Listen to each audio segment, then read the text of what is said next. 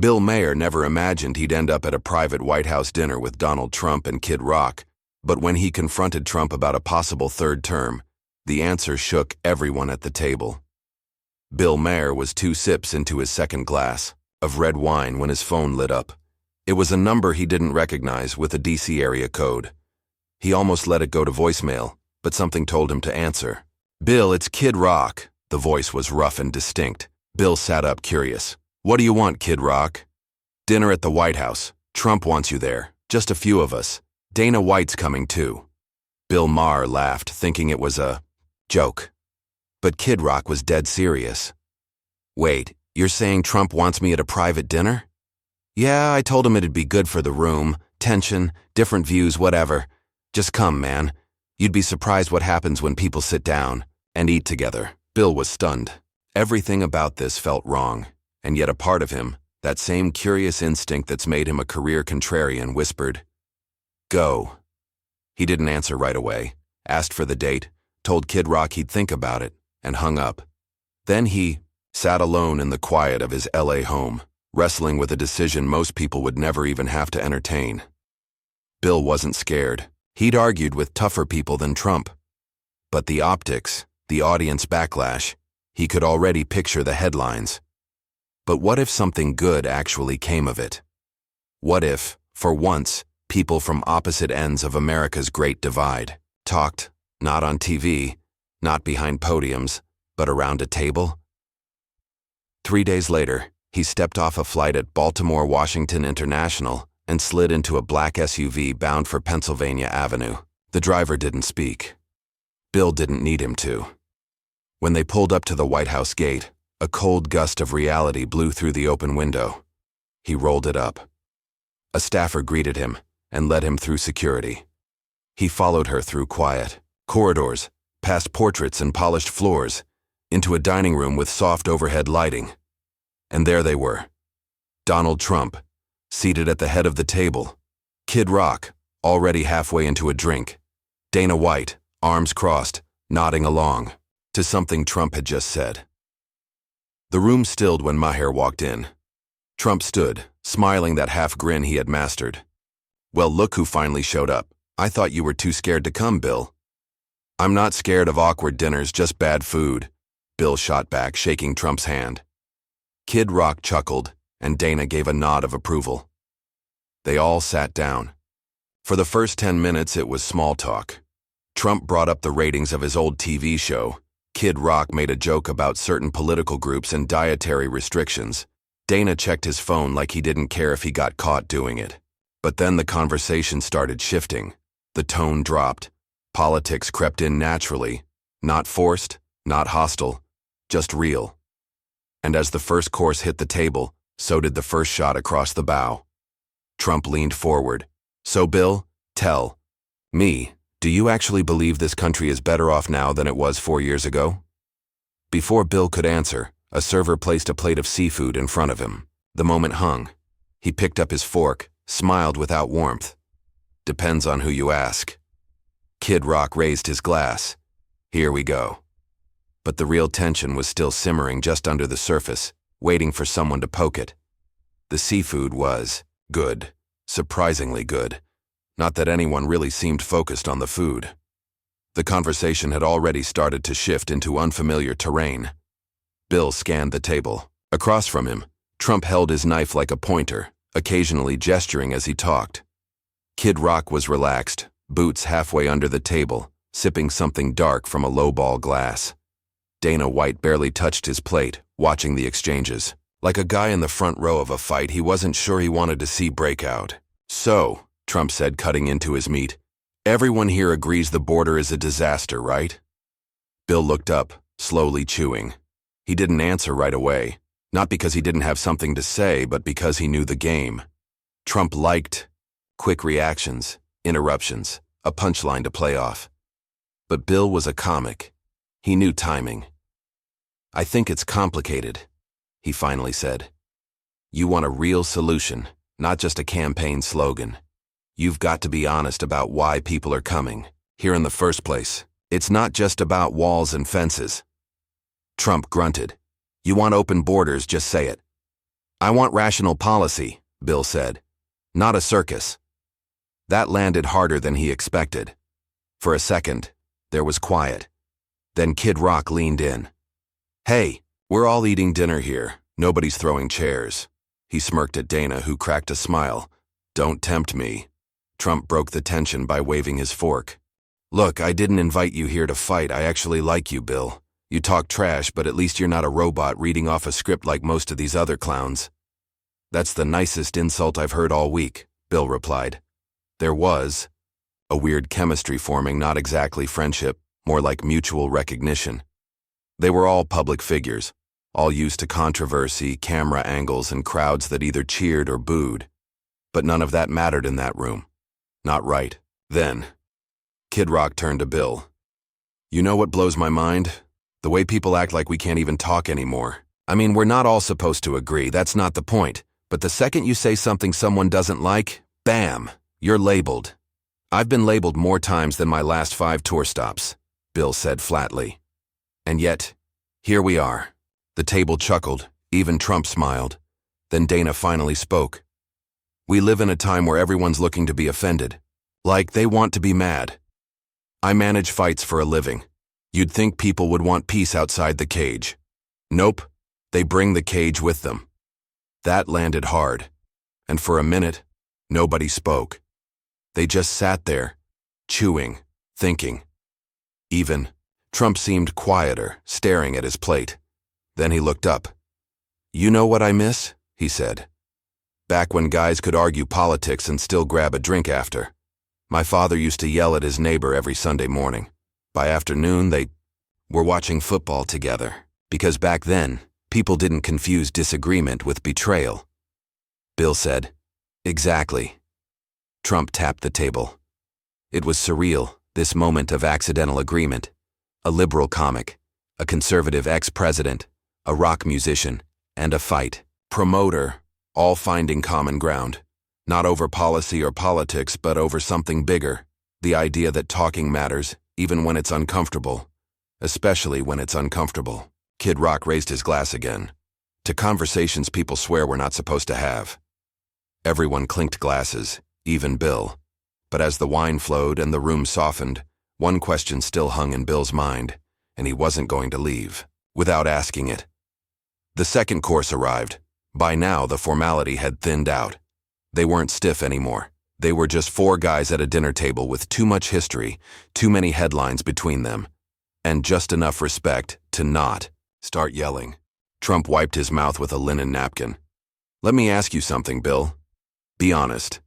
What's your issue with me? Not the showbiz stuff, the real deal, off the record. Bill leaned back slightly. He wasn't surprised by the question. He had expected it at some point. You bend the truth, he said. You say things you know aren't always real, but your people believe them. That's dangerous. Trump nodded, almost thoughtfully. And the media doesn't do the same to me? Kid Rock jumped in before Bill could answer. Look, I ain't trying to referee, but let's not act like mainstream anything isn't picking sides these days. Everyone's selling something. Dana leaned forward. It's not just media. It's everything now. Schools, sports, companies. Everybody's scared to say the wrong thing. That's the real problem. Nobody's allowed to mess up anymore. Exactly, Trump said. You say the wrong thing once, you're done. They'll rip you apart. That's what they call being woke, right? It's not justice, it's punishment. Bill sat up. No, being woke, when done right, is about awareness, about recognizing patterns of injustice and inequality. But what you're describing, that's social media performance art. That's fear dressed up as virtue. Kid Rock smirked. You just called your own people fake. I called everyone fake, Bill shot back. That's the era we're in.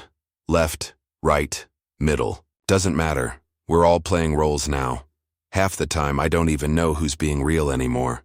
The room grew still, not tense, just still, because even the most cynical among them couldn't deny the truth in that. Trump pushed his plate forward, folded his arms. So, what do we do about it? Bill shrugged. We start by admitting we're all full of it sometimes. Then maybe we listen a little more. Dana nodded.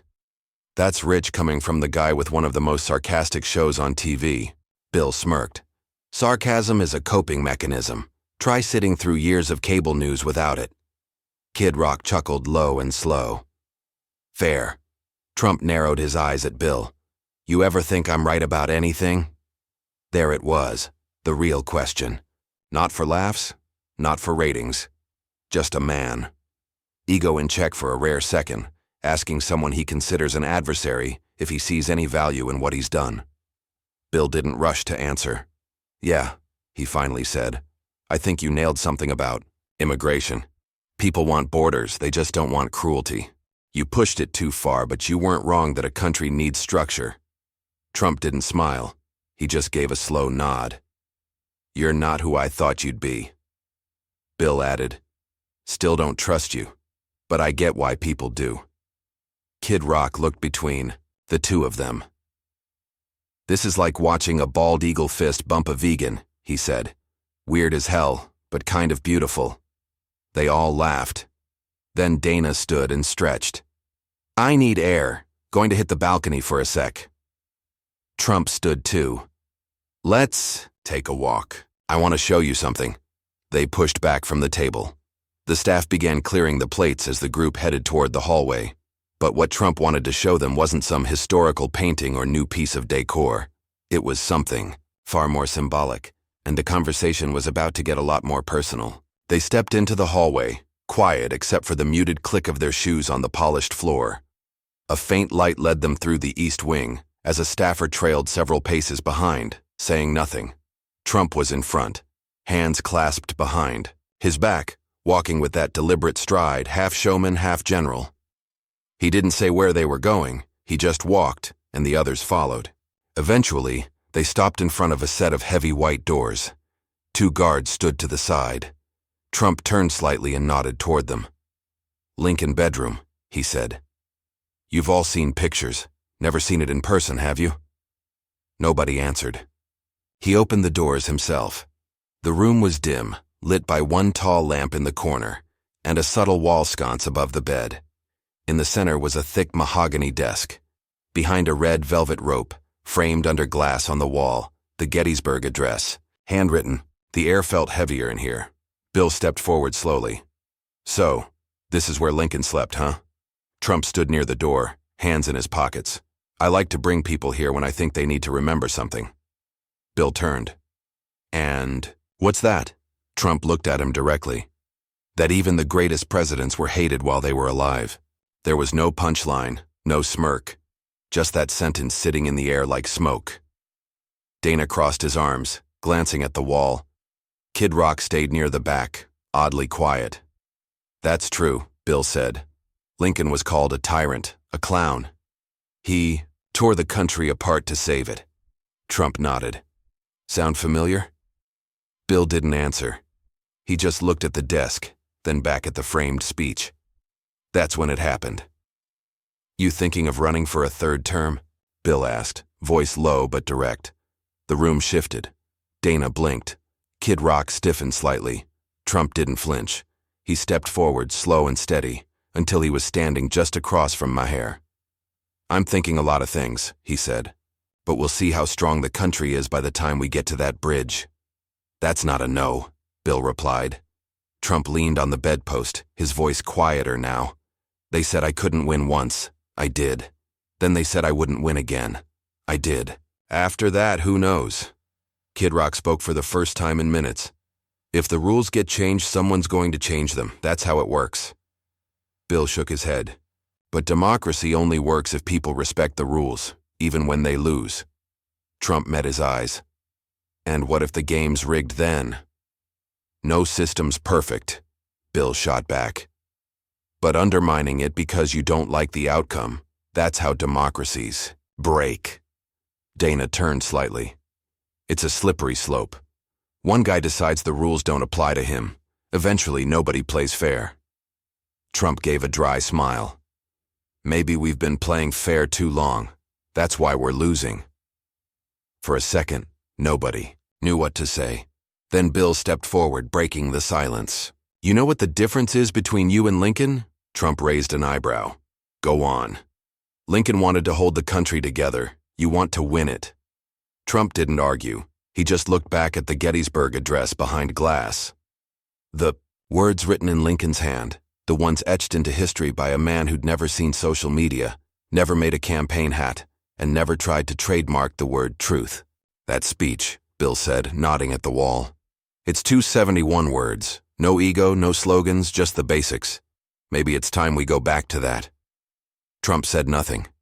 Kid Rock cleared his throat. I need a drink.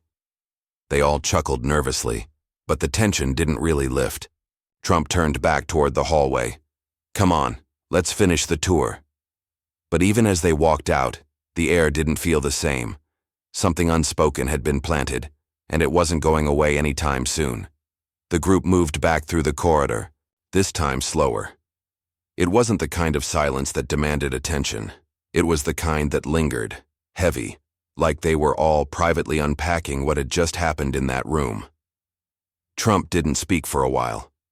He led them through a side hall into a quieter part of the residence, past portraits of presidents most Americans forget on tests, the kind of hallway tour guides don't cover. Finally, Trump broke the silence. I don't hate you, Bill, you know. That right? Bill looked over, unsure whether to laugh or take it seriously. You're hard to hate back when you say things like that. Then you use social media, and it all unravels. Kid Rock let out a single dry laugh. Dana stayed a few steps behind, arms crossed, clearly still chewing on the third term talk. Trump stopped in front of a window overlooking the south lawn. You ever stand up here at night and look out over this? He didn't wait for an answer. It doesn't feel real at first. It hits you in waves what this place is, what it does to people. Bill stepped closer, looking out. So why'd you invite me tonight, really? Trump hesitated. Because I don't want to just talk to people who clap. Bill raised an eyebrow. You could have fooled me the last 6 years. Trump nodded slightly. Yeah, well, everyone plays a role. They stood there side by side, a late-night breeze rustling the hedges below. Somewhere in the distance, a helicopter thumped softly overhead. I don't think we'll ever agree on the big stuff, Bill said. But I can't lie. This night it's different. Kid Rock walked up beside them. I told you, man. You get in a room with someone, look them in the eye, it's not the same as talking from behind a mic. Bill turned. You think this will change anything? Kid Rock shrugged. Don't have to, but it proves something. People can argue without burning each other down. That counts. Dana walked over too. The public wants blood online, on stage, on every channel, but maybe people are starting to burn out on all the noise. Trump leaned against the window frame. They are. I feel it. Even my base, they're still loyal, but they're tired. Everyone is.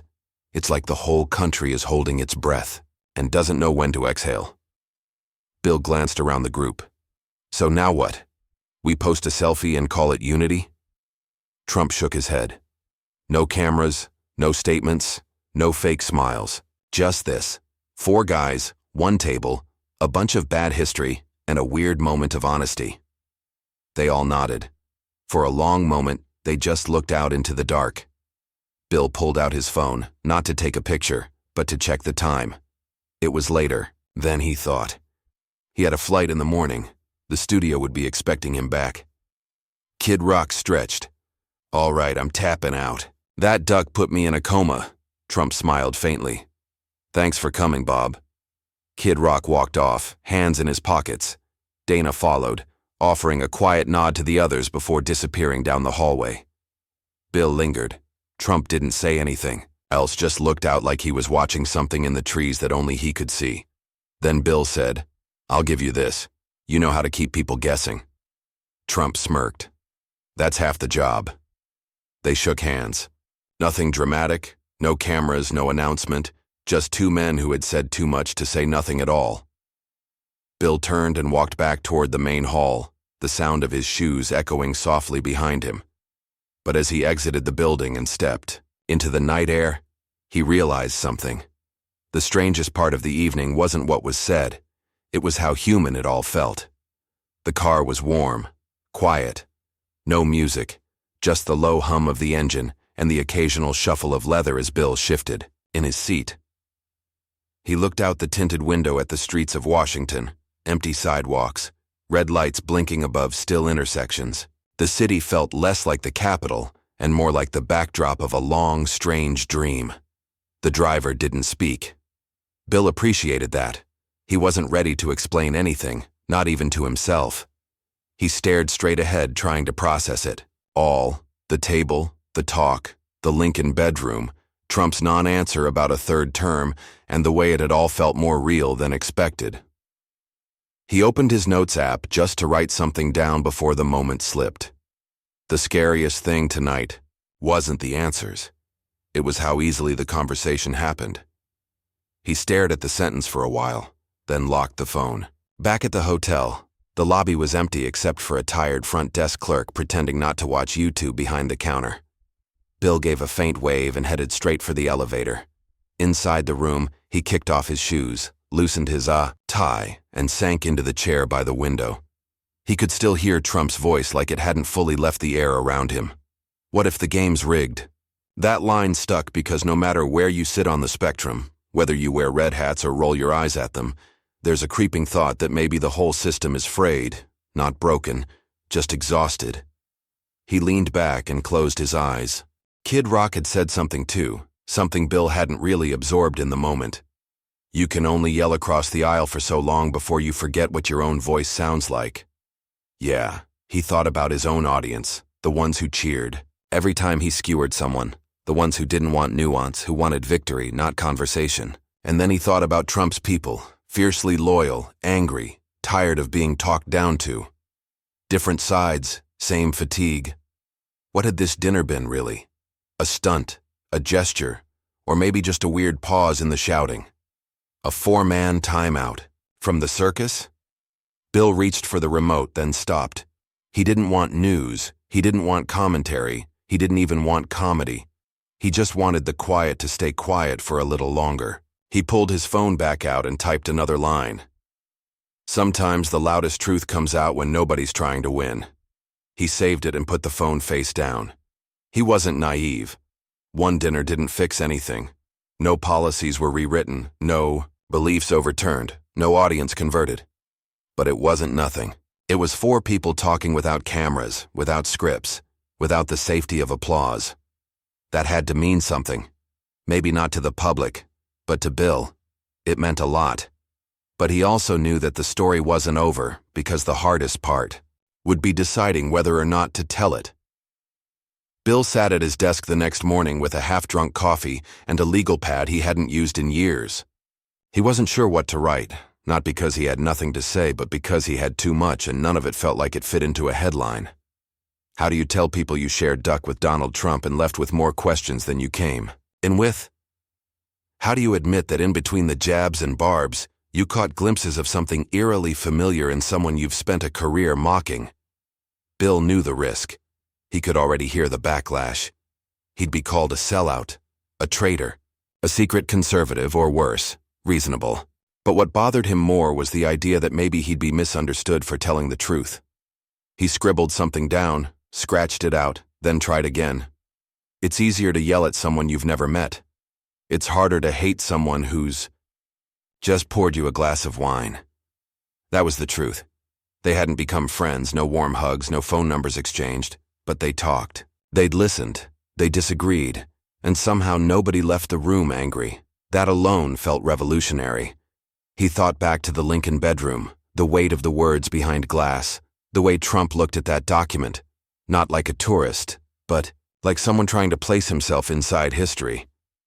That was the moment that stuck with Bill, because for all the chaos Trump brought, all the controversy and confusion, he was still, in the end, a man chasing legacy, a man who wanted to be remembered for more than headlines and haters. And maybe that's what made the night feel so raw, because beneath all the politics, ego, and noise, there was something profoundly human about four men from opposite corners of culture sitting down for one meal and talking like people. Bill closed the notebook and leaned back. He wasn't going to make a big speech about it on his next show. He wasn't going to post photos or clips or try to go viral. Some moments don't belong to the internet. Some moments are meant to live in the minds of the people who were there. But if there was one takeaway, one thing he wished everyone could understand, it was this. When you sit down with someone you think you hate, you usually find out you were both wrong. He looked out the window. The sky was clearing. The noise was already returning. Emails, texts, headlines. The same old grind. But for just a second, he held on to the silence of that room, the weight of the Gettysburg Address, the absence of applause, the strange sense of peace that came from no one trying to win. He picked up his pen and wrote one last line. You don't have to agree with someone to understand them, but you do have to sit down and listen. And maybe that was the whole point of the dinner, not to change minds, not to rewrite the world, but to remind us that beneath the noise, we're still capable of something simple, something forgotten. Conversation. If that's something you believe in, if you're tired of the screaming and starving for the quiet truth, then hit that subscribe button, because the only way forward is together, even if it starts around a strange dinner table.